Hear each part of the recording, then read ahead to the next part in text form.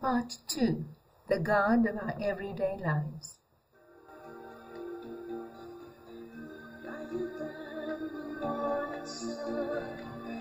Deeper than the darkest night, galaxy holding firm all that is. Oh God, how shall you be? You are so much more than we could ever dare to dream.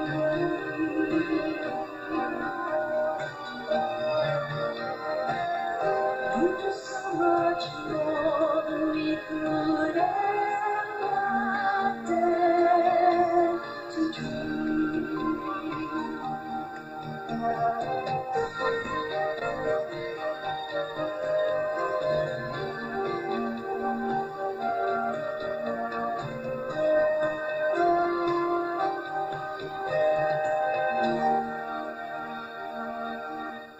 God, who is sacred unity, pure spirit, eternal love, has a deep, deep longing.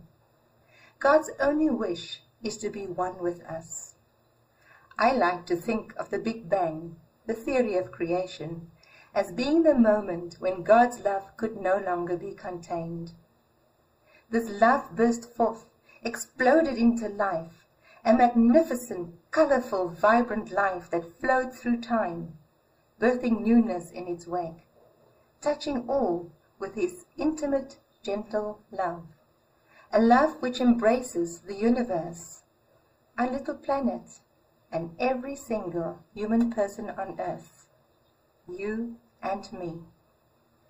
This God who cannot be defined is real, as real and near as the breath we breathe. God's love does not depend on how much good we have done or not done. This love of God is gratuitous, free. It is all-embracing and healing.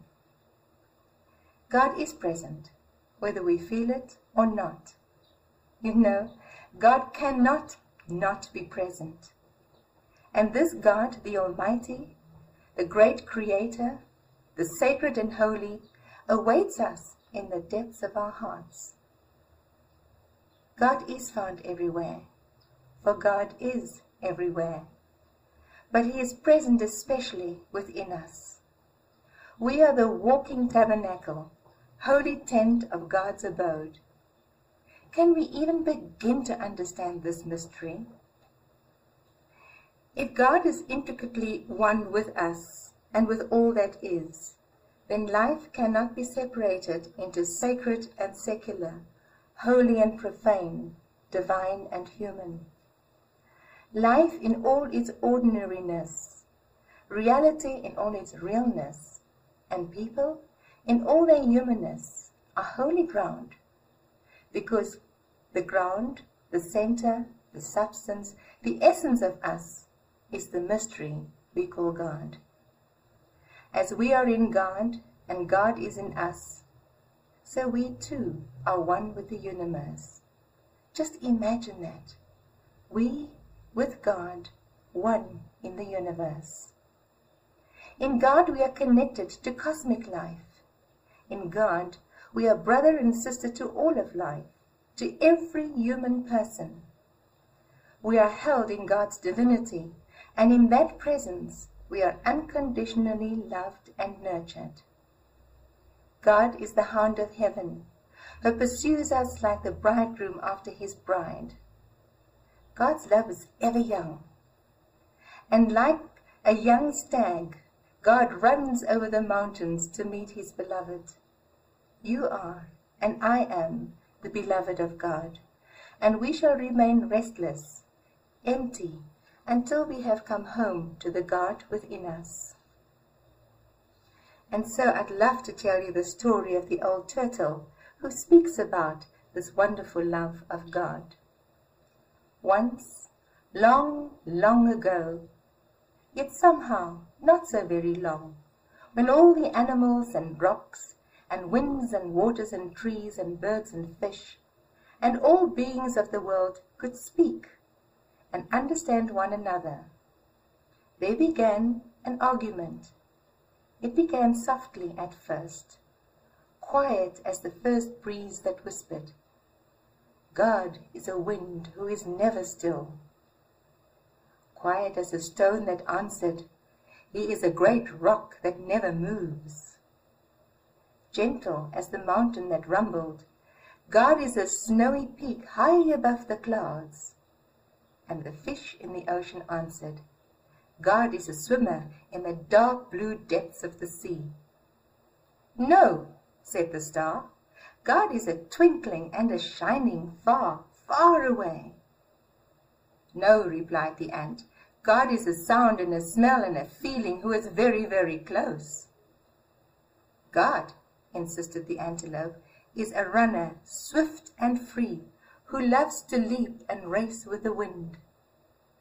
"She is a great tree," murmured the willow, "a part of the world always growing and giving." "You are wrong," argued the island. "God is separate and apart." "God is like a shining sun, far above all things," added the blue sky. "No, he is a river, who flows through the very heart of things," thundered the waterfall. "She is a hunter," roared the lion. "God is gentle," chirped the robin. "He is powerful," growled the bear. And the argument grew louder and louder and louder. "Stop!"